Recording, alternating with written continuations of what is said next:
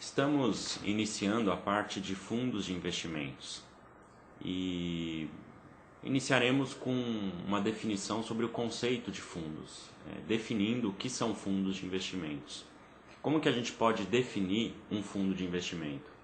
Um fundo ele é constituído, como está escrito no slide, ele é constituído por investidores que depositam recursos em conjunto com outros investidores visando um objetivo comum. Então, é característica marcante na indústria de fundos o fato de se realizarem aplicações financeiras em conjunto com outros investidores.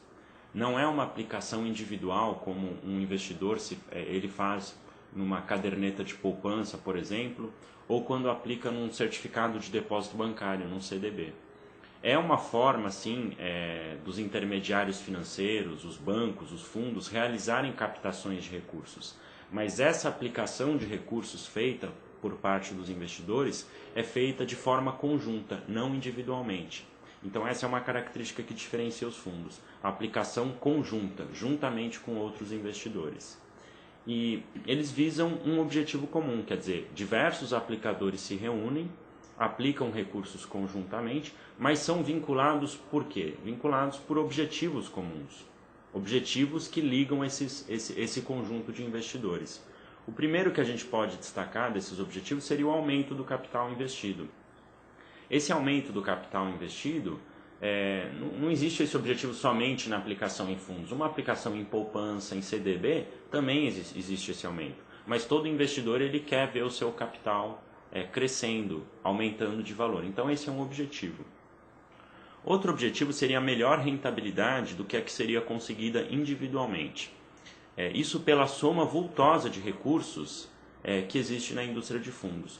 Quando os investidores se reúnem para fazer uma aplicação financeira, eles acabam conseguindo somar uma quantidade muito grande de recursos. Se eu vou aplicar, por exemplo, um recurso eu sozinho, R$500, eu dificilmente vou conseguir boas rentabilidades. Se eu for aplicar num CDB de um banco, por exemplo, ou se eu for aplicar em qualquer outro título, com R$500 a minha soma de recursos é muito pequena e eu não vou conseguir taxas tão atrativas.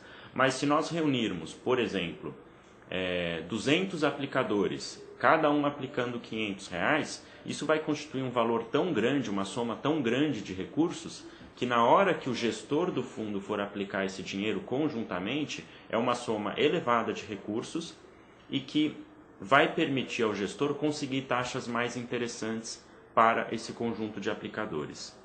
Então, é uma soma vultosa de recursos e por essa soma de recursos ser muito elevada, proporciona melhor obtenção de taxas nas aplicações. Então, se obtém taxas mais atrativas.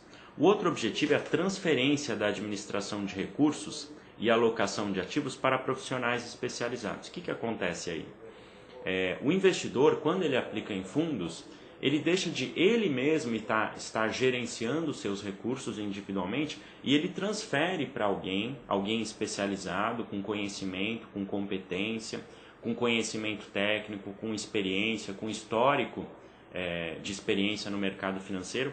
E esses recursos que são aplicados são transferidos para um gestor profissional. Isso é uma característica da indústria de fundos.